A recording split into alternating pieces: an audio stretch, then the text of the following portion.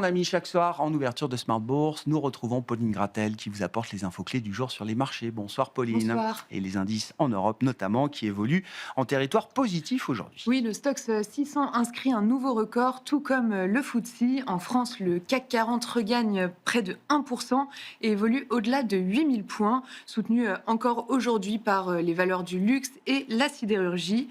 Aux États-Unis, les indices sont ouverts en hausse après que le S&P 500 a clôturé hier en repli pour la première fois après 7 séances de hausse consécutives. Un titre qui fait l'actualité aujourd'hui en Europe, c'est BMW qui chute d'ailleurs à Francfort. Oui, le constructeur allemand chute de près de 10% et est dernier du Stoxx 600 après avoir revu à la baisse ses prévisions de bénéfices annuels en évoquant le ralentissement de la demande chinoise et l'impact des droits de douane.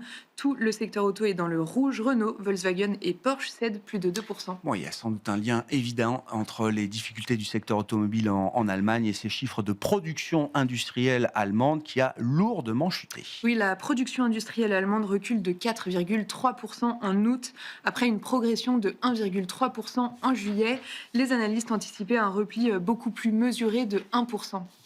Le secteur qui, à l'inverse, bondit aujourd'hui en France et en Europe, c'est celui de l'acier. Oui, la Commission européenne propose un mécanisme de protection contre les importations déloyales, réduire les quotas d'importation, augmenter les droits de douane et réviser les quotas.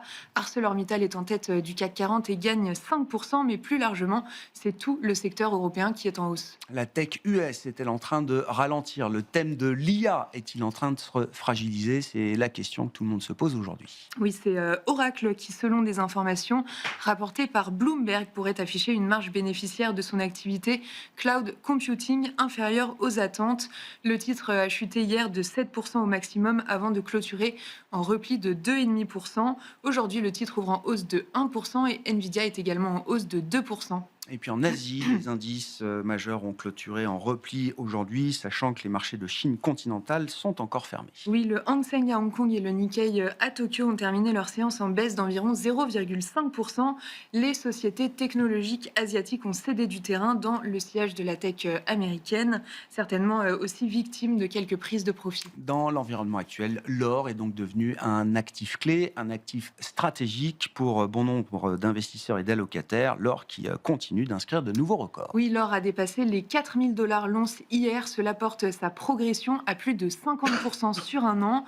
L'or avait franchi le seuil des 3000 dollars en mars et avant le Covid, l'once d'or ne valait que 1500 dollars. À noter que l'argent bondit aussi de 65% sur un an et de plus de 15% sur un mois. Un mot des marchés obligataires également, Pauline? En Europe, le rendement allemand à 10 ans évolue autour de 2,70%. En France, le rendement de même échéance se détend autour de 3,50%. Aux États-Unis, le rendement à 10 ans évolue autour de 4,10%. Sur le marché des changes, l'euro-dollar se traite autour de 1,1630. Quel sera enfin le programme de demain sur les marchés pour les investisseurs? Ce soir, on attend les minutes de la Fed. Demain, les investisseurs attendent aussi les résultats de LVMH et Delta. Et côté macro, on regardera aussi la balance commerciale allemande pour le mois d'août.